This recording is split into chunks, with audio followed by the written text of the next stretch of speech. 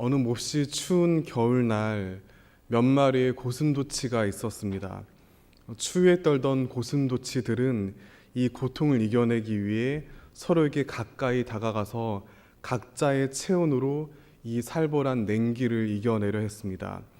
그런데 고슴도치의 사이가 그렇게 가까워지면 가까워질수록 그들이 기대했던 따뜻한 온기 대신에 무엇이 몸에 먼저 닿았을까요? 그것은 바로 서로의 몸에 있는 가시였습니다. 그래서 고슴도치는 아야 하고 외치며 깜짝 놀라면서 아파하며 떨어질 수밖에 없었습니다.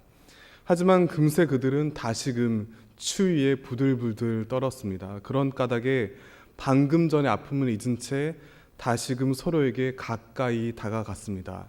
그러나 또다시 조금 전처럼 서로의 가시에 찔려서 아파하며 거리를 두었습니다. 그렇게 고슴도치들은 추운 겨울날 매서운 바람 속에서 서로 가까이 갔다가 멀어지는 일을 반복하였습니다. 이 이야기를 아마 한 번쯤은 다 들어보셨을 겁니다. 제가 지어낸 것이 아니라 독일 철학자 쇼펜하우어가 자신의 저서에 남긴 유명한 고슴도치의 딜레마 혹은 고슴도치의 진퇴양난으로 불리는 유명한 비유입니다. 그는 이 이야기를 통해서 사람들 사이의 관계의 본질적인 성격에 대해 말하고 싶어 했습니다. 사람들은 끊임없이 외로워하면서 누군가와 함께 지내길 원합니다. 그래서 연애를 하고 결혼을 하고 자녀를 낳아서 기릅니다. 그 외에도 여러 모임에 속하며 동질감과 소속감을 가지려 애를 씁니다. 하지만 동시에 가까운 다른 이들과 원치 않게 상처를 주고받으면서 때때로 혼자만의 시간을 원하기도 합니다. 쇼펜하우어는 바로 이와 같은 사람들의 모습을 두고 한겨울의 고슴도치들의 비유에서 이야기를 하였습니다. 오늘 함께 읽은 말씀에도 이런 고슴도치들과 비슷한 모습의 두 사람이 등장합니다. 바로 오네시모와 빌레몬입니다. 이 두 사람은 본래 매우 가깝게 지내던 사이였습니다. 왜냐하면 오네시모는 빌레몬의 노예였기 때문입니다. 따라서 오네시모는 언제든지 빌레몬이 부르면 달려나와서 그가 시키는 일을 해야 했던 사람이었습니다. 그렇기 때문에 주인 빌레몬은 자신의 종인 오네시모에게 삶의 많은 부분을 의존하였고, 마찬가지로 오네시모 역시도 자신의 생존과 생활을 빌레몬에게 의지하며 가까이 지냈습니다. 그 외에도 빌레몬서에 담긴 여러 정황상 이 두 사람은 신분을 넘어선 상당히 두터운 신뢰와 친밀감을 쌓은 것으로 보입니다. 하지만 어떤 이유에서 어떤 과정으로 벌어진 일인지는 정확히 알 수는 없지만 노예 오네시모는 자신의 주인 빌레몬의 돈을 훔쳐서 달아나고 말았습니다. 그리고 여기저기를 떠돌아다니며 도망자 생활을 하다가 우연히 감옥에서 한 사람을 만났습니다. 바로 사도 바울입니다. 그는 바울과 이러저러한 이야기를 나누다가 실은 자기가 도망친 노예라는 사실을 솔직히 고백했습니다. 그리고 자신의 주인 빌레몬에게 다시 돌아오고 싶지만 도저히 용기가 나지 않는다고 말했습니다. 그런데 바로 여기에서 매우 신비하고 놀라운 인연이 드러나는데, 빌레몬은 바울을 무척 존경하고 따르는 신자였습니다. 따라서 바울은 오네시모가 처한 곤란함을 해결할 수 있는 능력을 가졌습니다. 그러나 안타깝게도 바울은 지금 갇힌 상황이었기 때문에 오네시모를 데리고 빌레몬에게 가서 직접 화해를 시켜줄 수는 없었습니다. 때문에 그가 선택한 방법은 바로 빌레몬에게 편지를 써서 이제 막 추록하는 오네시모를 통해 전달하는 것이었습니다. 그 편지가 바로 오늘 우리가 함께 읽은 빌레몬서입니다. 이 편지는 오늘 우리에게 전해진 바울의 편지 중에 가장 짧고 개인적인 글입니다. 그래서 그의 다른 글들과는 달리 예수님이 어떤 분인지에 대해서 혹은 기독교 신앙이 무엇인지에 대해서 진지하게 자세히 설명하지는 않습니다. 그래서 어떻게 보면 성경에 포함시키기에는 적절치 않아 보이는 조금은 사소한 글로 보이기도 합니다. 그런데 왜 초기 교회 사람들은 이 편지를 성경 중에 하나로 인정했을까요? 왜냐하면 바울이 예수님의 사랑과 은혜를 단순히 말과 글로만 떠든 사람이 아니라 자신의 삶으로 직접 어떻게 전했는지가 이 안에 가장 잘 나타나 있기 때문입니다. 달리 표현하자면 바울의 눈물겨운 생생한 헌신과 섬김이 가장 뚜렷이 이 빌레몬서 안에 녹아있기 때문입니다. 그렇다면 바울은 빌레몬과 오네시모 이 두 사람을 구체적으로 어떻게 섬겼을까요? 첫째로 바울은 겸손으로 그들을 섬겼습니다. 우리 본문 8절에서 10절 다시 한번 다 함께 읽겠습니다. 이러므로 내가 그리스도 안에서 아주 담대하게 내게 마땅한 일로 명할 수도 있으나 도리어 사랑으로서 간구하노라.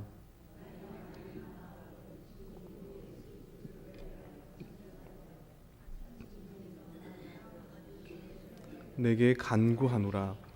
8절을 보면 바울은 자신이 그리스도 안에서 아주 담대하게 빌레몬을 향해 마땅한 일로 명할 수 있다고 적고 있습니다.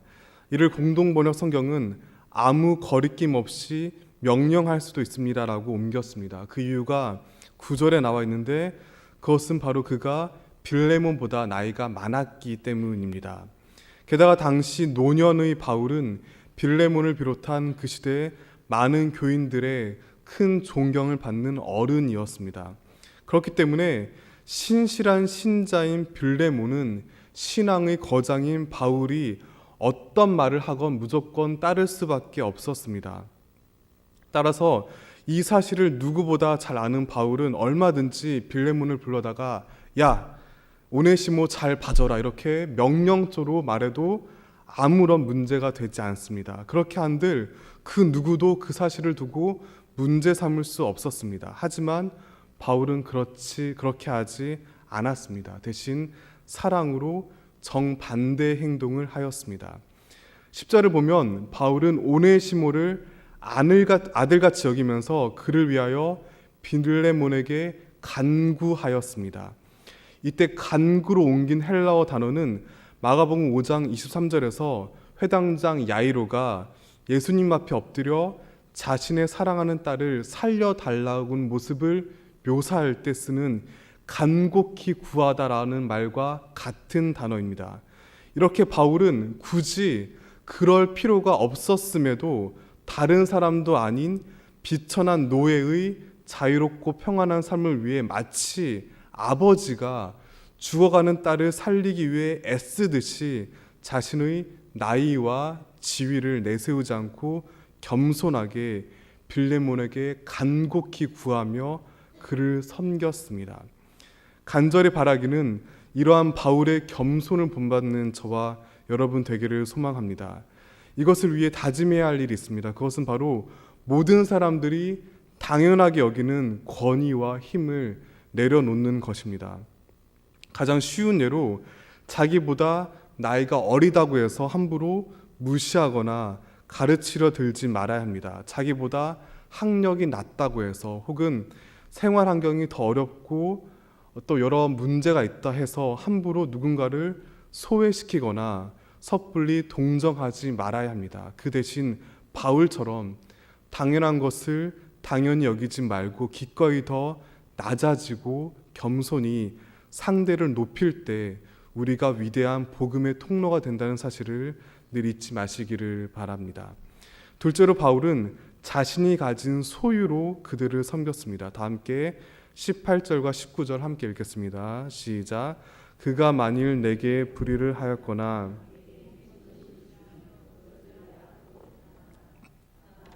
팀필로스너니 내가 이외에 내 자신이 내게 아니하노라. 18절 말씀을 보면 바울은 오네시모가 빌레몬에게서 훔쳐간 돈을 자기 앞으로 계산하라고 말했습니다. 그리고 그가 이것을 분명히 하기 위해 19절에 자기가 친필로 썼다고 밝힌 것을 주목할 필요가 있습니다. 이 말의 의미를 정확히 깨닫기 위해서 이때 바울이 처한 상황을 이해할 필요가 있습니다. 그는 이 당시 나이가 많고 몸이 무척 좋지 않았기 때문에 도저히 자기 스스로의 힘으로 편지를 쓸 수가 없었습니다. 때문에 이 편지를 쓰는 것을 도와주는 대피라는 사람의 힘을 빌려야 했습니다. 그래서 바울은 그 사람을 통해서 빌레몬서를 쭉 써내려 가다가 내가 갚으려니와 이 문장에 담긴 자신의 이 진심을 빌레몬에게 전하기 위해서 비록 기러기 쇠에서 볼품없는 삐뚤빼뚤한 글씨지만 자기가 직접 내가 갚으려니와 이 글씨만큼은 다른 사람의 도움을 받지 않고 스스로 썼다고 밝히고 있습니다. 그리고 더 나아가서 빌레몬이 앞서 바울에게 빚진 것은 잊어버리고 탕감해 주겠다고까지 약속하였습니다. 마태복음 6장 21절에 보면 예수님은 보물이 있는 그곳에는 내 마음이 있다고 말씀하셨습니다. 사람들이 무엇에 마음을 두고 애정을 담고 있는지를 확인해 보려면 그가 어디에 돈을 쓰고 있는지를 봐야 한다는 매우 예리한 지적입니다. 실제로 제 주위에도 보면 여러 취미 생활에 돈을 쓰시는 분들이 많이 있습니다. 제가 아는 형님께서는 음향에 관심이 많아서 각종 스피커와 앰프에 많은 돈을 쓰는 것을 보았고, 또한 우리 주변에도 카메라와 비싼 렌즈를 구입하는 일에 많은 돈을 쓰는 분들을 쉽게 보게 됩니다. 그것은 당연히도 그 사람들이 그 취미 생활에 마음을 두고 있기 때문입니다. 이것은 사람과 사람 사이도 마찬가지입니다. 누군가 다른 어떤 사람에 대한 애정을 가늠할 때 다른 것을 볼 필요가 없습니다. 그를 향해 돈을 어떻게 쓰는지를 보면 됩니다. 단순히 액수를 말씀드린 것이 아니라 자신의 능력 안에서 얼마나 아낌없이 돈을 지불하는 것을 볼 때 그 사람에 대한 애정을 확인할 수 있습니다. 가령 자신의 남편에겐 그렇게 인색하신 분들이 아들이 바라는 것만큼 마음껏 쓰게 하시는 분들이 있지 않습니까? 그것은 바로 마음이 더 가기 때문입니다. 왜냐하면 사람들에게서 돈이란 그저 교환 수단으로만 그치는 것이 아니라 자신이 힘껏 일한 결과, 그래서 자신의 노력과 자존심과 인격이 담긴 결정체이기 때문입니다. 따라서 어떤 사람이 다른 누군가를 사랑하고 섬긴다고 말만 하면서 정작 자신의 돈을 그 사람에게 전혀 쓰지 않고 인색한다면 그것은 거짓말입니다. 그러나 바울은 그 당시 동물처럼 취급받는 노예 오네시모를 위해 기꺼이 자신의 돈마저도 아끼지 않았습니다. 마찬가지로 우리가 가진 소유를 하나님과 이웃들을 위해 더욱더 기꺼이 나누는 모두가 되었으면 합니다. 단지 헌금을 많이 하고 기부를 여러 번 하는 것을 말씀드리는 것이 아니라 우리 손에 들려진 모든 것들은 절대로 우리의 노력의 결과가 아니라 주님께서 은혜 가운데 맡겨주신 것임을 늘 명심해야 합니다. 그리하여 자기 자신과 가족의 배를 불리려는 것에만 관심을 두지 말고 하나님의 뜻과 마음이 어디에 머무는지를 항상 진지하게 살피면서 그곳을 향해 자신의 소유를 기꺼이 아끼지 않는 삶의 태도를 늘 가다듬기를 진심으로 바랍니다. 이렇듯 바울은 빌레몬과 오네시모 이 두 사람을 위해 겸손히 자신의 소유를 아끼지 않고 섬겼습니다. 그 결과 서로가 서로에게 상처를 남기고 멀리 떨어져 살았던 그들은 더 이상 주인과 노예가 아니라 주님 안에서 한 형제가 되었습니다. 만약 바울이 없었다면 오네시모는 끊임없이 불안함에 떨면서 도망 다녀야 했을 것입니다.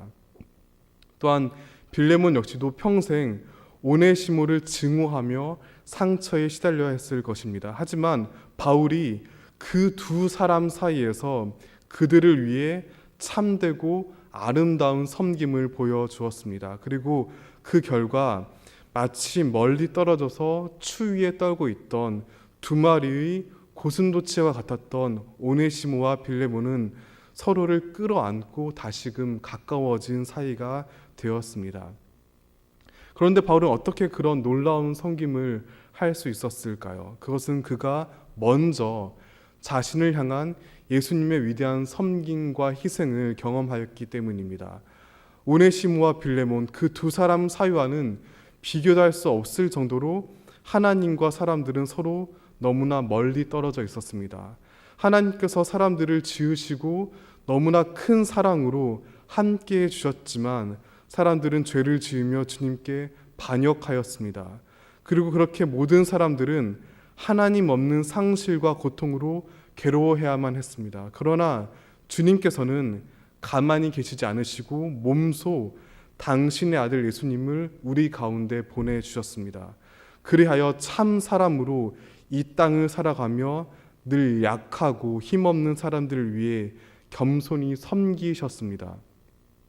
그리고 마침내 십자가에서 죽임 당하시며 당신께서 소유하신 모든 생명들을 죄인들을 위해 내어 놓으시고 그 섬김을 완성하셨습니다. 그리하여 그 섬김을 통해 마침내 죄로 인해 멀리 떨어져 있던 하나님과 사람들을 다시금 하나 되게 하셨습니다. 바울은 옛날 자신이 앞장서서 예수님과 교회를 핍박하였음에도 그런 자신에게 먼저 찾아오신 하나님의 위대한 부활과 사랑을 경험하였습니다. 그리고 그 역시 그 사랑을 가슴에 품으며 다른 사람들을 섬길 때 사람과 사람 사이에 미움과 갈등이 무너지는 것을 또한 믿고 경험하게 되었습니다. 그래서 바울이 그 믿음으로 오네시모와 빌레몬을 섬겼을 때 마침내 그 둘 역시 하나가 되어서 하나님 나라를 함께 기쁨으로 이루고 누리게 되었습니다. 설교를 시작하며 성도님들께 딜레마에 빠진 진퇴양난에 빠진 고슴도치들의 이야기를 들려드렸습니다. 쇼펜하우어는 이 이야기를 통해 사람들은 끊임없이 서로를 상처 주다가 멀어지고 그리고 외로워서 가까이 하는 것을 반복하는 그런 고통스러운 숙명을 말하였습니다. 그러나 그는 그 고슴도치들이 영원히 따뜻하게 함께하는 법을 알지 못했습니다. 그것은 바로 가시 없는 다른 고슴도치가 그 가운데서 두 고슴도치 사이에 가시를 이겨내며 피 흘리며 그것들을 끌어안아주는 것입니다. 사랑하는 여러분, 우리 주 예수 그리스도께서 바로 그와 같은 분이심을 잊지 마시길 바랍니다. 주님께서는 가시처럼 남을 찌르는 죄 열매가 전혀 없는 분이셨지만 날카로운 가시와도 같은 매섭고 차가운 십자가의 고통을 기꺼이 짊어지시고 죽임 당하셨습니다. 바로 그 십자가 덕분에 우리는 더 이상 죽음 가운데 하나님과 멀리 떨어져 있는 비참함이 아니라 하나님 나라의 생명을 누리게 되었습니다. 그러므로 우리는 예수님께서 가시 없는 고슴도치로 사람들 사이에 오셔서 그 사랑을 경험하게 하신 까닭을 늘 명심해야 합니다. 그것은 거친 세상 속에서 여러 모양의 매서운 추위 속에 벌벌 떨면서 끊임없이 서로가 서로를 계속 찔러대는 비극을 멈추고 하나님의 사랑 안에서 하나 되는 따뜻한 세상을 만들어 나가는 것입니다. 물론 죄 많은 우리는 예수님처럼 전혀 가시가 없는 존재가 될 수는 없습니다. 대신 주님의 십자가와 부활을 마음에 품으면서 우리가 가진 가시의 길이를 더욱 짧게 하고 그 끝을 좀 더 뭉툭하게 만들 수는 있습니다. 그리하여 때때로 찢어질 듯이 가슴 아픈 마음으로 피를 흘리더라도 다른 이들의 가시를 품고 이겨내시길 바랍니다.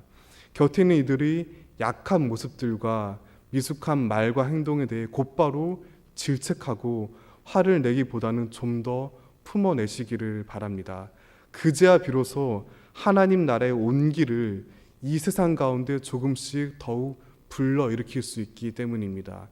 그러므로 하나님께서는 지금 이 순간에도 이 시대의 바울을, 오늘날 평화의 일꾼을 바로 우리 가운데서 찾고 계십니다.